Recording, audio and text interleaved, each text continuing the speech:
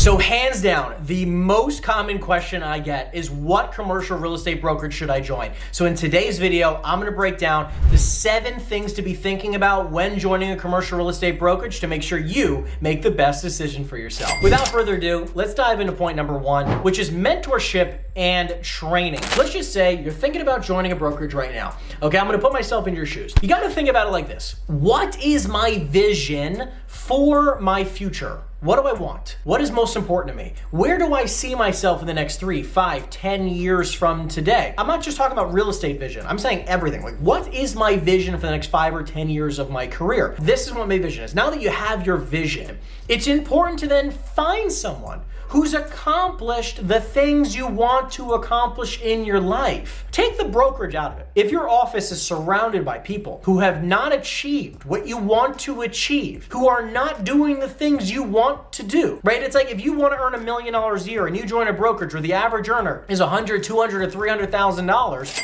and they all think they're doing great, where on planet Earth do you think that you're going to be able to make $1 million at that brokerage? You're just not going to be able to do that because your environment is so freaking crucial. We're gonna talk about a couple different aspects of this, but this is where the mentorship comes from. Because I'm just talking about the mentorship piece. If you want to achieve a certain result, you can't learn from somebody who hasn't done it. So you're gonna wanna learn from somebody who has the results that you're looking for, more importantly than the compensation, more important than really anything else we're gonna dive into this video. This is why I wanted to make this point number 1. If they do not have the results you desire in your life, you have to understand, like, the mentor has to be like mapping to your vision. Like, the mentor can't look something different than your vision. They have to be the same. So that's why, like, we've been attracting so many amazing individuals because our visions align, right? My mentorship and their vision align. That's the big thing you have to think about here. If your mentor is only focused on one asset class, that might be okay. However, I'm telling you right now, if they're only doing one asset class in one city and one, in this one little area, it's gonna be very hard for them to ever grow. You just have to keep this in mind that if your mentor is only doing like 100 or 200 grand, it's probably because they're doing only one asset class in one little city. So it's very hard to scale. And then point number 2 with the training, the other piece I wanted to talk about this is if your mentor is not pounding phones and teaching you how to hit the phones and like really generate some business, I'm telling you right now, like, they're not the person to learn from. Because if they're earning $1 million a year and they're not hitting the phones, it's because they've been doing this for 10, 20, 30 years. They have a network of people that are constantly flowing them some business. If they're not teaching you to hit the phones, that habit of not hitting the phones is rubbing off on you.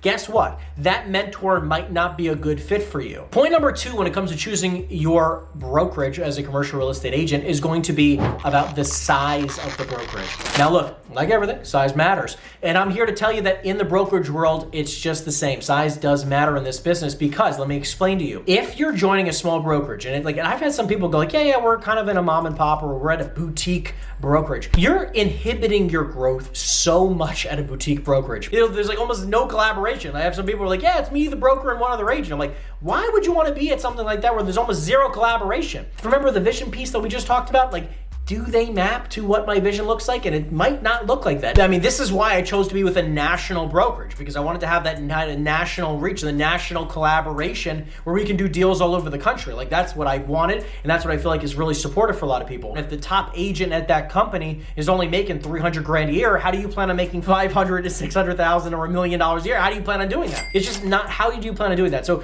you just have to be cognizant, like, you are going to cap yourself at a smaller brokerage more often than not, which is why I typically recommend a national brokerage, so you have the national reach and a lot of collaboration ability. Point number 3, and everyone's been waiting for this one, which is compensation, baby. We're talking about the money. So when it comes to most commercial real estate brokerages, both large and small, most real estate commercial brokerages are at a 50-50 comp. That's a 50-50 commission split with the house, with the brokerage itself. That does not include if you're on a team. So if you're on a team, half the teams, or at least most of the teams, are also on 50-50 splits.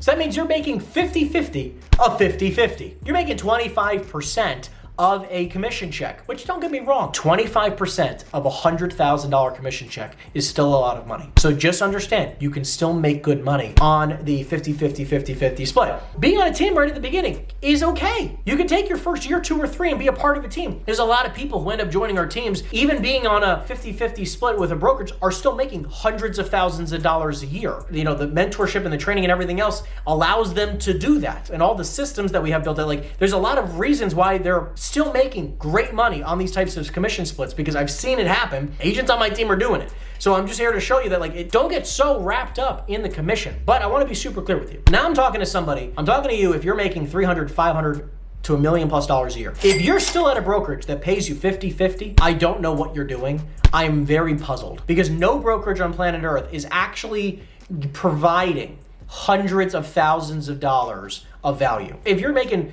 $300, $500 a year, and you're paying your brokerage $300 to $500 a year, I don't know what you're doing. Because between CoStar and all the software you could possibly pay for, we're only talking about maybe 50 grand a year in software costs. Now an office is only gonna be 500, 1,000, maybe 2 grand, and an assistant. Okay, so like those 3 things, all the software, an office, and an assistant. All of that, 100 to maybe 150 a year. So if you're paying them 200,000 a year, I don't know what you're paying them for. And you just have to keep in mind that, like, you really can find a much more affordable way of doing the same kind of thing where you're gonna net more money. Does your brokerage deserve that money? Or does your family deserve that money? And by the way, if you're wondering what brokerage I'm a part of, go in the description down below and you can schedule a free consultation and see if our brokerage is a great fit for you. We'd love to have a conversation. Point number 4 is all about culture. So we were talking about environment, culture is sort of the same thing. So when it comes to culture, I think it's important to point out a few things that maybe a lot of people don't think about, which is number 1,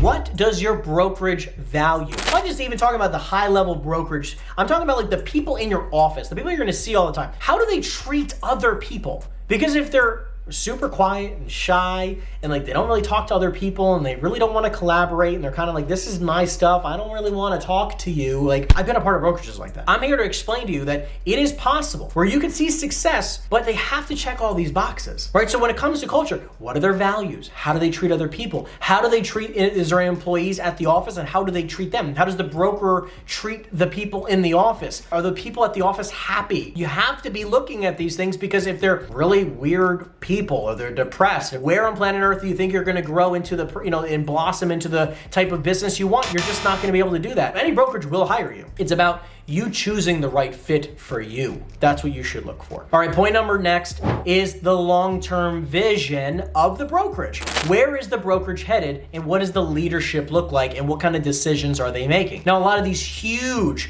like the major companies in the commercial real estate world, these are guys who've been around for 50, 60 years. They're not gonna be in the business in the next 5 or 10 or 20 years. Like, I'm not saying the business is gonna go under, I'm saying the leadership is transitioning. So what happens is that when you have great leadership, so they can go on a 30-year run, it might be hard for them to go on another 30-year run. So you have to be a part of a brokerage that has the right leadership at the top, very long-term vision. Make sure that you're paying attention to the leadership.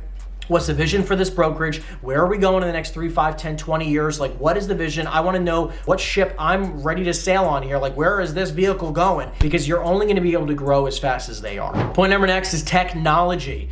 Now, listen, technology is a pretty simple one to kind of go through here. It's important to note this. In the commercial real estate world, you really only need a few softwares. You need Reonomy, you need CoStar and access to LoopNet, and that's about it. Besides a CRM system, let's just be honest. If we're just gonna go super bare bones, you probably just need Reonomy and a CRM system, and that's it. And as long as your brokerage has that, because you don't really need CoStar. CoStar would be great, but you don't really need it. My philosophy is not going out and listing a bunch of properties. We just, we prospect for deals, we get those deals under contract because we have investors, and we lock up the deal, and that's it. You want to think about it from this type of philosophy, is that technology is important. However, if every other box is checked, I'll pay for the software. I don't really care. I'll pay a few extra $100 for whatever software is needed, right? I wouldn't say like, oh, well, this brokerage has this software and that's gonna save me $400 a month. It's like $400. It's like, come on, like let's be honest. Like the mentorship, the training, the environment, like all that's so powerful here. Why would you go here when all that other stuff sucks and they're paying for technology? Why do you think they want to offer you more technology? Because everything else sucks. Everything above Reonomy and a CRM system is a bonus. It's not really a must-have. I hope you guys enjoyed this video. By the way, go in the description down below and check out the link below if you have any thoughts of possibly joining me at my brokerage. I'd love to be able to support you. And if you have any questions, make sure you go in the comment section and put any questions you have, because we answer every single question possible.